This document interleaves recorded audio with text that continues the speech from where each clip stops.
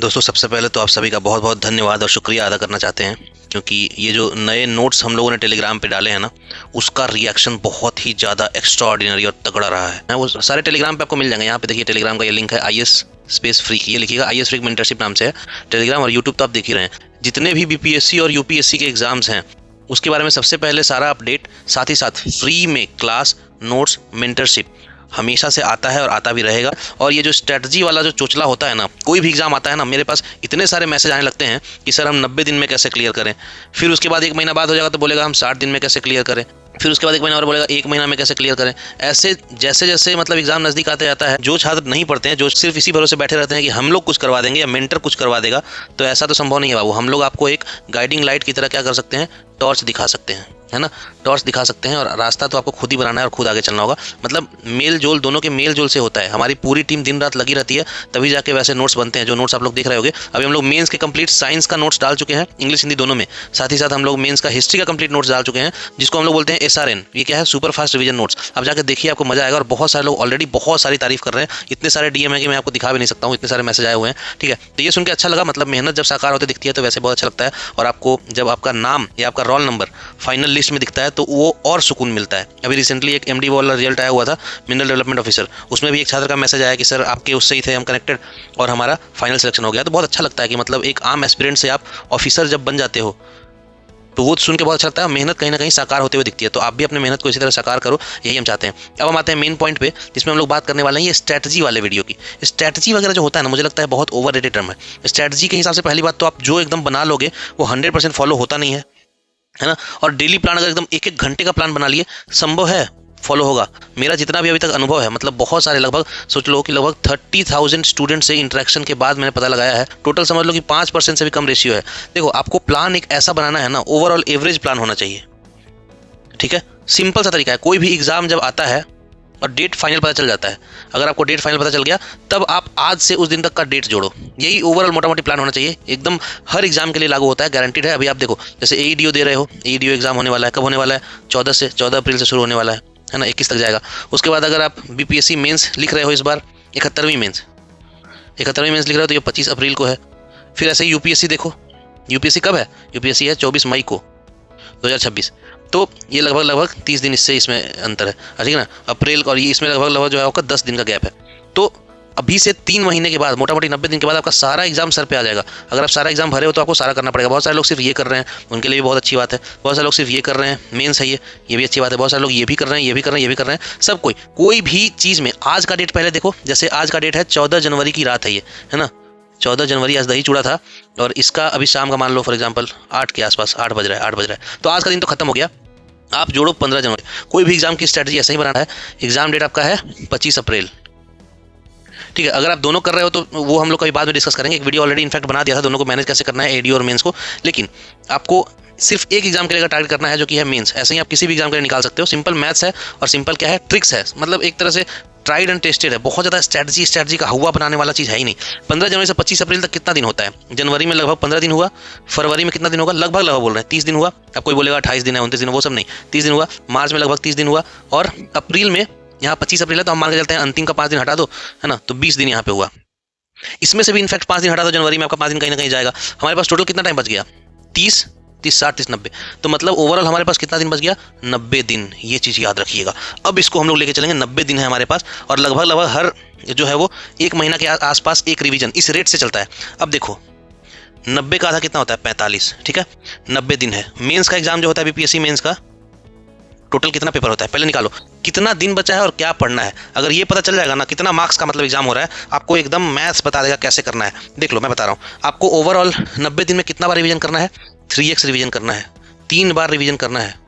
याद रखिएगा, 3 बार रिवीजन मतलब ऐसे नहीं होगा, लीनियर ग्राफ नहीं होता है ना। 30 दिन में पहला रिवीजन, फिर दूसरा, फिर तीसरा। इसका ग्राफ ऐसे जाता है, ऐसे, ये वाला ग्राफ है इसका।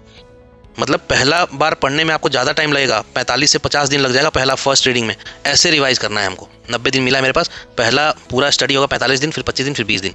ये मैं क्यों बोल रहा हूँ? क्योंकि 90 का एग्जैक्ट आता होता है 45। तो पहला 50% जो दिन बचा हुआ है उसमें हम कितना रिवीजन करेंगे? टोटल कितना मार्क्स का होता है? ये भी 300 मार्क्स का होता है, ये भी 300 मार्क्स का होता है, ये भी 300 मार्क्स का होता है। पता है ना इसमें से कैसे कैसे होता है? देखो, GS1 GS2 ऐसे होता है, ऐसे में 100 × 3 होता है। सिंपल मैथ्स लगाना है, सारा स्ट्रेटजी अपने आप बनता जाएगा। मतलब हम लोग को इतना जो हवा बना के रखा हुआ है कि टॉपर ने क्या स्ट्रेटजी अपनाया, क्या फॉलो किया, मोटा मोटी सब लोग यही करते हैं। प्लस माइनस 19-20 होते रहता है, हर आदमी का वैसे भी अलग होता है स्ट्रेटजी, ठीक है। GS1 में आपको 3 सेक्शन होते हैं, 114 और 72 नंबर के। कौन कौन सा होता है? ये आपका होता है हिस्ट्री, ये आपका होता है IR या करंट अफेयर, या फिर ये वाला आपको होता है DI है। और कमेंट में हमेशा लिखते रहना है I can, I will, I can, I will आपको लिखना है। आप कर सकते हो और आप करोगे। कैसे करोगे? पॉलिटी होता है इसमें पहला, दूसरा आपका होता है इको जियो, बहुत लोग बोलते हैं लेकिन मैं इसको बोलता हूँ जियो इको, क्योंकि ज्योग्राफी से 99% क्वेश्चन पूछ रहा है ये वाला सेक्शन में। ये भी 114 नंबर का ही होता है, ये भी 114 नंबर का ही होता है। तो यहाँ पे साइंस आपका होता है फिर से 72 नंबर का। तो 114, 72 इसमें भी, 114, 72 इसमें भी होता है। और आपको तीसरा पेपर जो है इसमें एक GS का ऐसे आएगा, मतलब मान लो GS का डाटा वाटा लगेगा, एक फिलोसॉफिकल आएगा और एक मुहावरा वाला आएगा। क्लियर हो गया ना? हमारे पास पूरा मेंस क्लियर हो गया कि यही सब पेपर हमसे पूछा जाएगा किसी तरह से। इसके अलावा और चीज़ पे हमको ध्यान ही नहीं देना है। एकदम मछली के आँख की तरह निशाना लगाना है और उस दिन उसको धुआं उड़ाना है, ठीक है। अब मैं आपको बताता हूँ कि कैसे स्ट्रेटजी बना रहे हैं। अच्छा एक बात बताओ, अगर आप पूरा सिलेबस करते 900 नंबर का 90 दिन में, तो आपको एक दिन में कितना करना पड़ता? एक दिन में आपको 10 मार्क्स का करना पड़ता, एक दिन में 10 मार्क्स। लेकिन हम चूंकि डबल रफ्तार से करेंगे ना, 45 दिन में ही करना है, तो आपको एक दिन में 20 मार्क्स का करना पड़ेगा तैयारी। बस यही चीज़ अपना लो। हर दिन कल से जो गुजरेगा उस दिन आप 20 नंबर की तैयारी करके रहोगे। यही मैं आपको बताना चाह रहा था। एक दिन में आप मिनिमम जो है 20 मार्क्स की तैयारी करोगे BPSC मेंस के लिए, क्योंकि बाकी का हिसाब हमने यहाँ पे कर लिया। ये सब जिसको हिसाब देखना है वो देख ले, है ना। 20 मार्क्स की तैयारी कैसे करेंगे? अब देखो 114, 72 ये हमारा GS1 है कि नहीं है? अब देखो 114 20 से पूरा कटता है। अगर हम 114 को 20 से भागा दे रहे हैं तो कितना आएगा? 114/20 करके देखिए आप, ये आ रहा है 5.7 डेज, है ना। तो 5.7 को हम लोग नियरेस्ट 10 में लेके 6 डेज कर लेते हैं, दिन पूरा। तो GS1 के हिस्ट्री में 6 डेज देना है, याद रखिएगा ये चीज़, इससे ज़्यादा नहीं देना है। सेकंड फेज में रिवीजन में करेंगे, इसमें एकदम पूरा मैथमेटिकल चलना है पहले वाले में। दूसरा वाला जो है आपका करंट, इसमें आपको भी 6 डेज देना है। और तीसरा वाला जो है 72/20 करोगे तो कितना आ रहा है? 36 दूनी 72 होता है, 3.6 डेज। इसमें आपको नियरेस्ट 10 में लेना है 4 डेज। समझ में आ गया?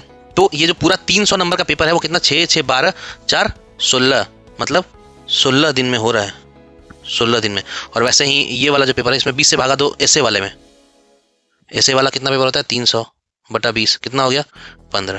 तो मतलब इससे आपका जाएगा 15 दिन। तो 15 दिन आपको देना है ऐसे के लिए, और 16 दिन आपको यहाँ पे भी एक और 16 दिन है। 16, 15 मतलब लगभग 16, 48 आप ले लो, 48 डेज। हम लोग लेके चल रहे थे 45 दिन, लेकिन 48 दिन आपका जो है वो पूरा मेंस का पेपर कंप्लीट हो जाएगा। अब याद रखना ये चीज़ कि आपको सब्जेक्ट वाइज कितना दिन देखना है, देना। हिस्ट्री आज से शुरू करो, टॉपिक लिस्टिंग कहीं से भी निकाल लो, किसी भी कोचिंग का। इतना आसान होता है यार। कोचिंग का टेस्ट सीरीज ले लो, किसी भी कोचिंग का टेस्ट सीरीज मतलब उसका टेस्ट सीरीज का जो ब्रोशर आता है वो ले लो। हमारे चैनल पे खुद देख लो, हम लोग खुद टॉपिक डाले हुए हैं। उसमें जितना भी टॉपिक है, मान लो 50 टॉपिक है, ठीक है, जितना भी GS1 का टॉपिक है 50 टॉपिक, उसको हम लोग 6 भाग में बांट देंगे। सिंपल सी बात है। 50 टॉपिक को अगर तुम 6 भाग में बांटोगे तो लगभग 8 × 48, 8 टॉपिक पर डे पड़ेगा। 8 टॉपिक पर डे नहीं कर सकते हो, 8 टॉपिक। और पर डे की जब बात आई तो फिर एक मैं आपको अपना एकदम ट्राइड एंड टेस्टेड तरीका बता रहा हूँ। पर डे आपको कैसे मैप करना है, एक रूल गांठ बांध लो बाबू। 4, 3, 3, 2 का ये टोटल होता है 12, 4, 3, 7, 3, 10, 2, 12, मतलब 12 घंटा आपको डेली पढ़ना है।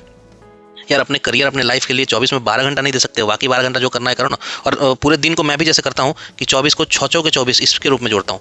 6 घंटे का 6, 6, 6, 6, इसमें 6 घंटा सोने के लिए, 6 घंटा डेली काम के लिए, और 6, 12 घंटा हमारा पढ़ने के लिए रहता है। इस टाइप से करो।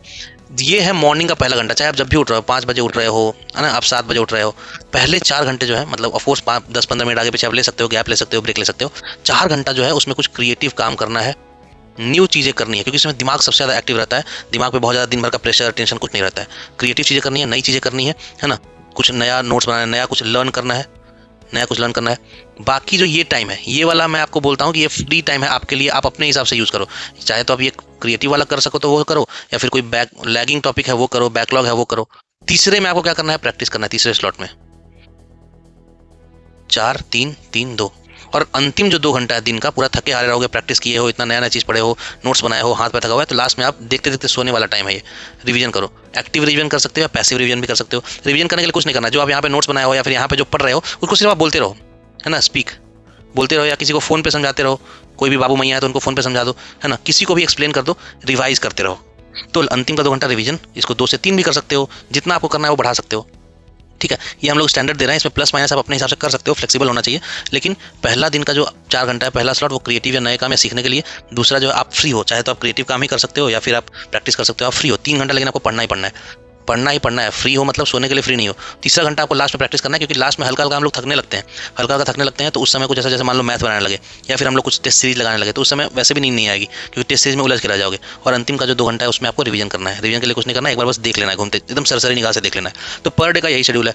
पर डे आपको इस तरह से 12 घंटा देना है, और एक दिन में पर डे टॉपिक्स कितने पढ़ने हैं ये आपने ऑलरेडी पता कर लिया। तो आपको जब टॉपिक पता है कितना पढ़ना है और ये पता है, तो आप क्या नहीं पढ़ सकते हो। यूट्यूब पे फ्री में मिलियंस ऑफ वीडियोस यूट्यूब में फ्री हैं, हमारे पूरे वीडियोस फ्री हैं। और वीडियो से ज़्यादा हमारे जो सबसे फेमस है नोट्स 100% फ्री है। और सोचो ये नोट्स में इतना ज़्यादा कंटेंट है कि मतलब हम लोग बहुत सारे कोचिंग के, किताब के अलग अलग कंटेंट्स को मिला के बनाए हैं, और वो भी हम लोग कम से कम पेज में एडजस्ट किए हैं। तो हम लोग के नोट्स जो है, हम कह सकते हैं कि बेस्ट नोट्स है, जो कि आप हमारे टेलीग्राम से जाके भी तुरंत डाउनलोड कर सकते हैं। और बाकी नोट्स बहुत जल्दी आ रहा है, आप सोच भी नहीं सकते कितना जल्दी आ रहा है। हम लोग हमेशा से यही फॉलो करते थे, करते हैं, बहुत सारे हज़ारों लोग इसी को फॉलो करते हैं, कोई टेंशन नहीं है। और बीपीएससी मेंस हो, एईडी हो, यूपीएससी हो, सब चीज़ फोड़ो। मैं तो चाहता हूँ धुआं उड़ा के एकदम इतना नाम कमाओ, इतना नाम कमाओ कि मतलब गाँव घर जवार पूरा एकदम चलो तो एकदम देखती रह जाए, तुम्हारे बारे में दिन रात बात होती रहे, और एक बड़ा आदमी बन के दिखा दो यार। और कमेंट में लास्ट में लिख दो कि yes I can and I will करके रहेंगे। All the best.